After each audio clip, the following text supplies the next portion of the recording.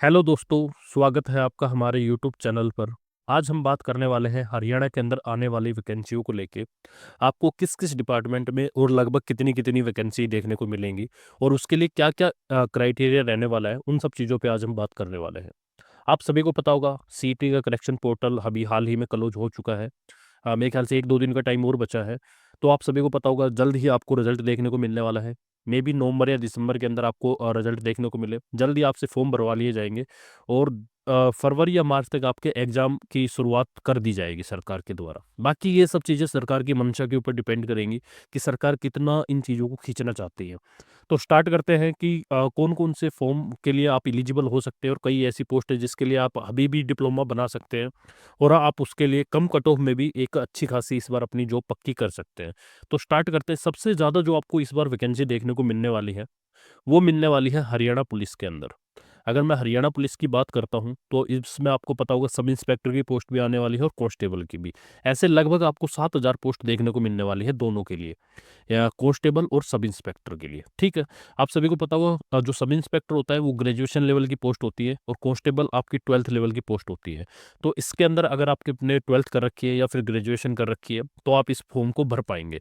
इसके बाद हम बात करने वाले हैं सेकंड हाईएस्ट जो आपको मेरे ख्याल से वैकेंसी देखने को मिलेगी, वो एएलएम असिस्टेंट लाइनमैन या फिर एसए की देखने को मिलेगी। सभी को पता होगा आईटीआई बेस की ये पोस्ट है। सबसे कम कट ऑफ लास्ट टाइम इसको अंदर देखने को मिली थी। तो इसके अंदर लगभग 6,000 प्लस पोस्ट आपको देखने को मिलने वाली है कन्फर्म, और आपके पास इसमें आईटीआई होनी चाहिए। ठीक है। इसके बाद जो आपको पोस्ट इस बार काफ़ी ऐसे डिपार्टमेंट में होंगे जो आपने आज से पहले उसकी पोस्ट बहुत कम देखी होंगी, जैसे कि काफ़ी काफ़ी सालों में पोस्ट आती है, जिसके अंदर एक डिपार्टमेंट है हरियाणा कंडक्टर। जो रोडवेज के कंडक्टर होती है, उनकी वैकेंसियाँ इस बार देखने को मिलेंगी। ये लगभग जो आपकी वैकेंसियाँ होने वाली है, ये 2,000 प्लस होने वाली है। इसके अंदर जो आपका क्राइटेरिया रहेगा, वो 12th पास प्लस में लाइसेंस होने वाला है, जो कंडक्टर का लाइसेंस बनता है। अगर आपके पास लाइसेंस नहीं है, तो आप 15-20 दिन के अंदर लाइसेंस बनवा सकते हो। तो अभी भी आपके पास टाइम है, आप जाके अपना लाइसेंस की प्रक्रिया पूरी कर सकते हैं। इसके बाद जो आपको वैकेंसी देखने को मिलेगी, वो ड्राइवर, मतलब कहने का अर्थ है कि रोडवेज के अंदर ड्राइवर। ये लास्ट 2018 के अंदर वैकेंसी आई थी, उसके बाद कोई वैकेंसी नहीं देखने को मिली है। तो इसके अंदर भी लगभग 1,000 पोस्ट आपको देखने को मिलने वाली है।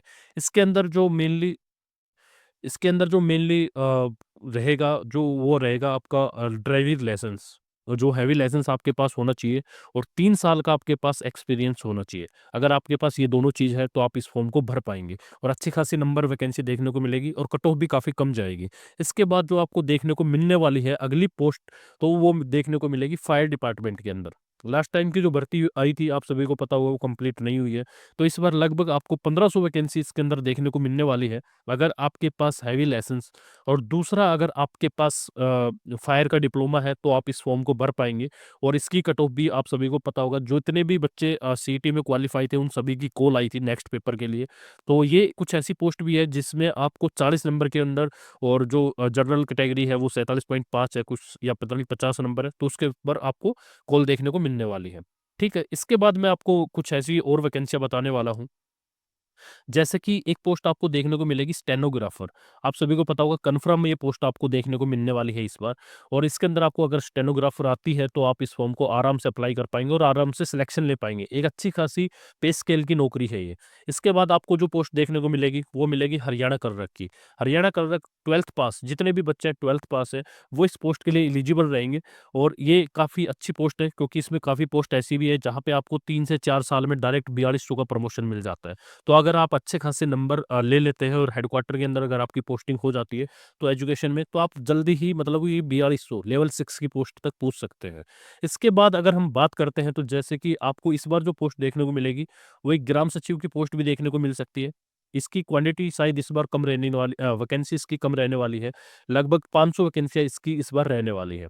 ये सभी को पता होगा, ग्रेजुएशन लेवल की पोस्ट है। अगर आपने ग्रेजुएशन कर रखा है, तो आप इस फॉर्म के लिए एलिजिबल है। इसके बाद आपको नहर महकमे में पटवारी की पोस्ट देखने को मिल सकती है। रेवेन्यू का बहुत मुश्किल है, क्योंकि लास्ट टाइम काफ़ी अच्छे खासे नंबर की वैकेंसी आई थी। इसकी वजह से रेवेन्यू में बहुत मुश्किल से कुछ ही पोस्ट देखने को मिलेगी।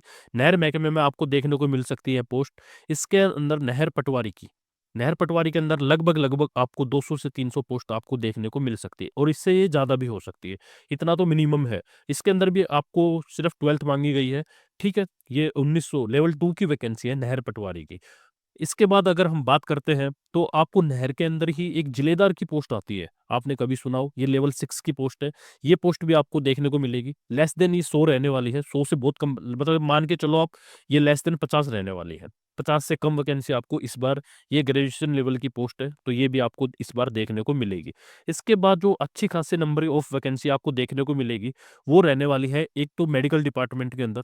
मेडिकल के अंदर अगर आप देख पा रही हैं तो आपको एमपीएचडब्ल्यू की मेल और फीमेल दोनों की देखने को मिलेगी। दूसरा आपको एएनएम की देखने को मिलेगी, जीएनएम की देखने को मिलेगी, और आपको इस बार जो पोस्ट देखने को मिलने वाली है वो फार्मासिस्ट की भी पोस्ट आपको देखने को मिलने वाली है। ये सारी कंबाइन आपको लगभग लगभग 3000 से 4000 के बीच में ये पोस्ट आपको देखने को इस बार मिलने वाली है, और अच्छी खासी पे स्केल की ये नौकरी आती है। तो अगर आपके पास ऐसा कोई भी डिप्लोमा है तो आप उसके लिए तैयारी में अभी से लग जाओ। बहुत कम नंबर पे आपकी कॉल आ जाएगी नेक्स्ट पेपर के लिए, और अगला पेपर में भी इतना कुछ हार्ड आता नहीं है। आपके ये जो आपने जो भी कोर्स कर रखा है उससे रिलेटेड ही क्वेश्चन पूछे जाते हैं। इसके बाद अगर हम बात करते हैं जैसे कि ग्रेजुएशन लेवल पे कौन-कौन सी पोस्ट आपको और देखने को मिल सकती है, तो उसमें मैंने सबसे पहले बताया आपको हरियाणा सब इंस्पेक्टर की पोस्ट देखने को मिलेगी। इसके बाद एक ऑडिटर की पोस्ट आती है, ये आपको देखने को मिल सकती है। इसके बाद वो एक ऑक्शन रिकॉर्डर की पोस्ट आती है, ये आपको देखने को मिलेगी। इसके बाद आपको एक्साइज के अंदर पोस्ट देखने को मिलेगी। क्योंकि आप सभी को पता होगा इन सभी का एक कॉमन पेपर होने वाला है, उसके बाद आपके नंबर के हिसाब से पोस्ट अलॉट की जाएगी। तो ऐसे इसके अंदर एक क्या होता है, इसके अंदर लेबर इंस्पेक्टर आता है। तो ये सारी पोस्ट इसके अंदर ग्रेजुएशन के अंदर देखने को मिलेगी, लेबर इंस्पेक्टर की। तो काफ़ी इसमें सारे की ऐसे रहेगी, किसी की 10 वैकेंसी है, किसी की 20 वैकेंसी है, तो ऐसे करके ये अच्छी खासी नंबर ऑफ वैकेंसियाँ हो जाएँगी लास्ट में। तो लगभग आपको ग्रेजुएशन बेस पे मेरे ख्याल से इस बार 4000 के आस-पास वैकेंसी देखने को मिल सकती है। ठीक है? अपनी तैयारी और भी अच्छी कर लें, क्योंकि जितने अच्छे अगर आपके नंबर आएँगे उसी हिसाब से आपको पोस्ट अलॉट की जाएगी। इसके बाद अगर हम बात करते हैं जैसे कि एक डिपार्टमेंट और आता है एग्रीकल्चर का। आप सभी को पता होगा ये कुछ ऐसे डिपार्टमेंट है जिसके अंदर काफ़ी कम नंबर पे कट ऑफ जाती है, क्योंकि बहुत कम बच्चों के पास ये डिग्रियाँ होती हैं। इसमें जो आपको मेनली जो पोस्ट देखने को मिलेगी, वो एग्रीकल्चर इंस्पेक्टर की देखने को मिल सकती है। एक सब इंस्पेक्टर की भी देखने को मिल सकती है, और एक इसके अंदर जो आती है वो डिप्टी रेंजर की पोस्ट आती है। तो ये पोस्ट आपको देखने को मिल सकती है। अगर आपने जो आपकी ग्रेजुएशन की जो डिग्री है वो अगर आपने एग्रीकल्चर से कर रखी है, तो आप इस पोस्ट के लिए एलिजिबल रहेंगे। इसके बाद आपको कॉमर्स डिपार्टमेंट में अच्छी खासी नंबर पे वैकेंसी देखने को मिलेगी, क्योंकि जो लास्ट टाइम की वैकेंसियाँ हुई थी, वो सारी खाली गई है लगभग। बहुत कम नंबर ऑफ वैकेंसियाँ फिलअप हुई है, और अभी उन पे केस भी चला हुआ है। तो मतलब अभी फिल तो कुछ हुआ ही नहीं है, क्योंकि उनका रिजल्ट अभी अटका हुआ है। तो इसके अंदर आपको जो अच्छी खासी नंबर की जो पोस्ट देखने को मिलेगी, वो कॉमर्स डिपार्टमेंट में। किसी ने भी ग्रेजुएशन या पोस्ट ग्रेजुएशन कॉमर्स से कर रखी है, तो अपने सब्जेक्ट पे अच्छे से कमांड बना लो, आपको अच्छी खासी पोस्ट देखने को मिलेगी। जैसे कि एक पोस्ट आती है जूनियर अकाउंटेंट की आती है, एक पोस्ट आपको देखने को मिलेगी जूनियर ऑडिटर की। इस तरह की काफ़ी पोस्ट होती है जो आपको अच्छे खासे पे स्केल की पोस्ट देखने को मिलने वाली है। इसके बाद अगर हम बात करते हैं तो आपको जो मेनली और देखने को मिलेगी इसके अंदर, जैसे आईटीआई बेस पे भी और वैकेंसियाँ देखने को मिलेगी। आईटीआई में जैसे फिटर की भी वैकेंसी आती है, प्लम्बर की भी आती है। तो एक ये नंबर ऑफ वैकेंसियाँ कम रहने वाली है, पर अगर आपने इन ट्रेड से अगर आपने कर रखा है आईटीआई, तो आप अपने जो सब्जेक्ट है उस पे कमांड अच्छी बनाएँ, क्योंकि अगला पेपर इसी सब्जेक्ट से पूछा जाने वाला है।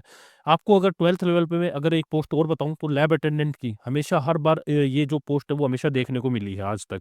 एक आपको ग्रेजुएशन लेवल पे पोस्ट देखने को मिल सकती है लाइब्रेरियन की। आप सभी को पता होगा एक कोर्स होता है बैचलर ऑफ लाइब्रेरियन। तो इसका जो कोर्स होता है, अगर इस ये आपने कर सकता है तो आप लेवल 6 की पोस्ट पे डायरेक्ट जॉइन कर सकते हैं। इसके बाद आपको ग्रेजुएशन लेवल पे एक पोस्ट देखने को मिलेगी मंडी सुपरवाइज़र। मंडी सुपरवाइज़र की पोस्ट भी आप अगर आपके पास कंप्यूटर का डिप्लोमा है तो आप इस पोस्ट को भर पाएँगे।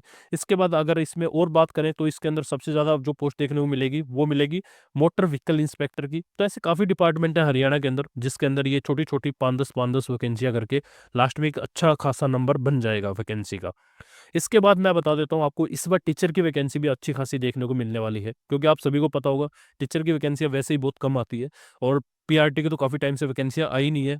रेस्ट ऑफ हरियाणा की अभी वो मेवात कैडर की आई थी, पर वो भी अभी तक पूरी फिल नहीं हुई है।